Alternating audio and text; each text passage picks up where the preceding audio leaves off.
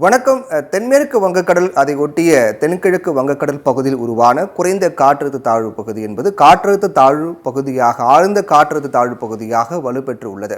இந்த வலுப்பெற்ற நிகழ்வு காரணமாக நேற்றைய தினம் முதல் தொடர்ச்சியாக தமிழகத்தின் பல்வேறு மாவட்டங்களில் பரவலாக மழை பெய்து கொண்டு வருகிறது.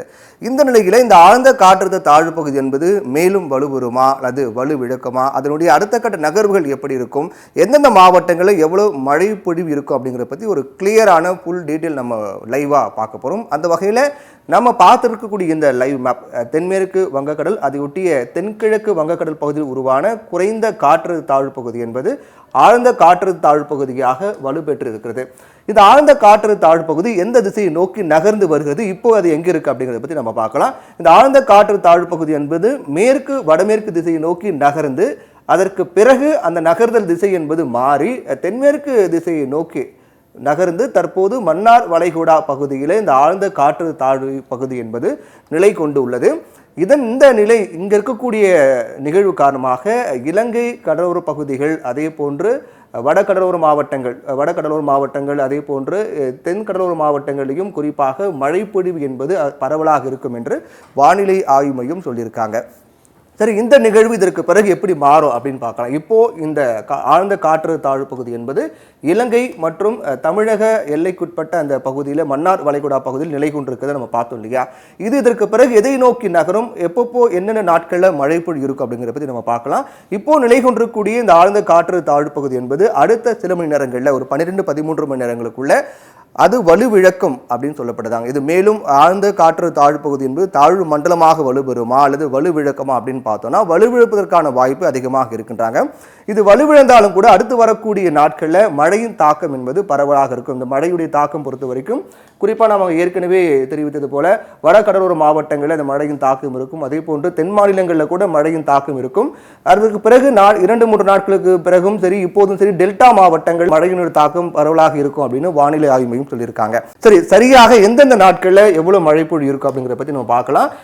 ஒவ்வொரு நாளும், அதாவது இன்றைய தினம் முதல் அடுத்த நாட்களில் மழைப்பொழிவு எவ்வளவு இருக்கும் அப்படின்னு பார்க்கறது இந்த மேக கூட்டங்கள் நம்ம பார்த்துட்டு இருக்கோம். இது வந்து வானிலை ஆய்வு மையம், இந்திய வானிலை ஆய்வு மையம் அதிகாரப்பூர்வமாக வெளியிட்ட வரைபடம். இந்த வரைபடத்தை நம்ம பார்த்துட்டு இருக்கோம். இந்த மேக கூட்டங்களை பொறுத்த வரைக்கும் தமிழகத்தை ஒட்டிய பல்வேறு பகுதிகள், அதே போன்று குறிப்பாக தென் மாநிலங்கள், உள் மாவட்டங்களில், டெல்டா மாவட்டங்கள் அப்படின்னு பரவலாக மேகக்கூட்டங்கள் இருக்கிறத நம்ம பார்த்துக்கிட்டு இருக்கோம். இந்த மேகக்கூட்டங்கள் அடிப்படையில் தான் மழை பொழிவும் இருக்கும் அப்படின்னு சொல்லப்பட்டிருக்கு.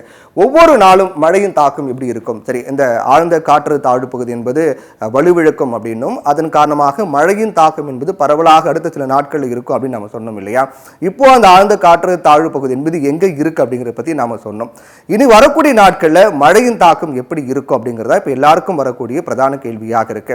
ஒவ்வொரு நாளும் மழையின் தாக்கம் எப்படி இருக்கும் அப்படிங்கிறத பற்றி நம்ம பார்க்கலாம். ஆரஞ்சு அலர்ட் எங்கெங்க விடுக்கப்பட்டிருக்கிறது, அதே போன்று மஞ்சள் அலர்ட், எல்லோ அலர்ட் எங்கெங்க விடுக்கப்பட்டிருக்கு அப்படிங்கிறத பற்றி ரொம்ப கிளியரா நம்ம பார்க்கலாம். எல்லோ அலர்ட் அதாவது மஞ்சள் எச்சரிக்கையை பொறுத்த வரைக்கும் 7-11 சென்டிமீட்டர் அளவுக்கான மழைப்பொழிவு இருந்தால் அது மஞ்சள் அலர்ட் அப்படின்னும், 11-20 சென்டிமீட்டருக்குள்ள மழைப்பொழிவு இருந்தால் அது ஆரஞ்சு அலர்ட் அப்படின்னும், 20 சென்டிமீட்டருக்கு மேலே மழைப்பொழிவு இருந்தால் அது ரெட் அலர்ட் அப்படின்னு சொல்லப்பட்டிருக்கு. ஆனால் இப்போ வரைக்கும் வருகின்ற அடுத்த சில நாட்களில் ரெட் அலர்ட்டுக்கான வாய்ப்பு எங்கேயுமே கிடையாது. பரவலாக ஒருவேளை எல்லோ அலர்ட் அல்லது ஆரஞ்சு அலர்ட் அப்படிங்கிற அளவில் தான் மழைப்பொழிவு இருக்குன்றாங்க.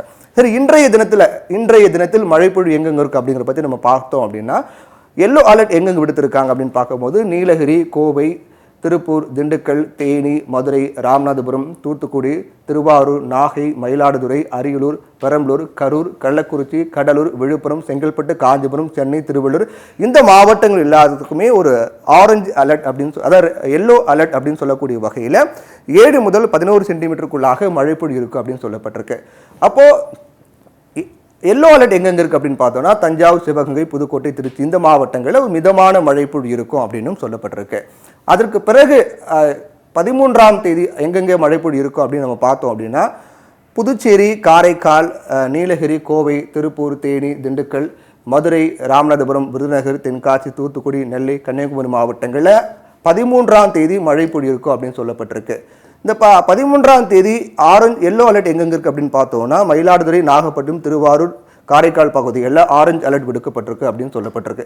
இப்போ வரக்கூடிய சில நாட்களில் இந்த ஆழ்ந்த காற்று தாழ்வு பகுதியினுடைய தாக்கம் அப்படிங்கிறது ஒரு பரவலான மழை பொழிவு தான் கொடுக்கும். அதீத கனமழைக்கான வாய்ப்பு, அதாவது ரெட் அலர்ட் எச்சரிக்கை விடுக்கக்கூடிய அளவுக்கான மழைப்பொழி என்பது எங்குமே இருக்காது அப்படின்னு சொல்லியிருக்காங்க. இருந்தாலும் அடுத்த சில நாட்கள், அதாவது இந்த ஆழ்ந்த காற்றழுத்த தாழ்வு பகுதி வலுவிழந்து அதனுடைய மழையின் தாக்கம் அடுத்த சில தினங்கள் இருக்கும்.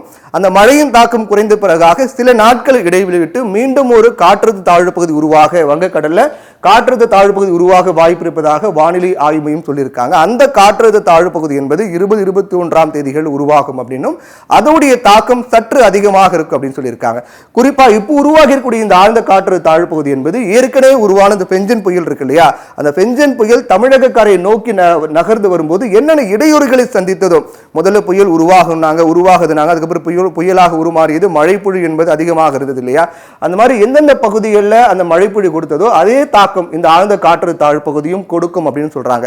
குறிப்பா அந்த பெஞ்சன் புயல் தமிழகத்தை நோக்கி நகர்ந்து வரும்போது எந்த அளவுக்கான ஒரு இடையூறுகளை சந்தித்ததோ அதே இடையூறுகளையும் இந்த ஆழ்ந்த காற்றழுத்த தாழ்வு பகுதி சந்திக்கிறது. அதாவது காற்று முறிவு, உயர் அழுத்தம், இது போன்ற இடையூறுகளையும் இப்போ உருவாகி இருக்கக்கூடிய இந்த ஆழ்ந்த காற்றழுத்த தாழ்வு பகுதி சந்திக்கிறது. அதன் காரணமாக தான் இது அடுத்த கட்டத்தை நோக்கி நகர்வதற்கான வாய்ப்பு இல்லை, வலுவிழக்கும் என்று வானிலை ஆய்வு மையம் சொல்லியிருக்காங்க.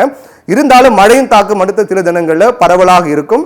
அதற்கு பிறகு சற்று இடைவெளி விட்டு மீண்டும் ஒரு காற்றழுத்த தாழ்வு பகுதி உருவாக வாய்ப்பு இருக்கிறது அப்படின்னு வானிலை ஆய்வு மையம் தரப்புல சொல்லப்பட்டிருக்கிறது.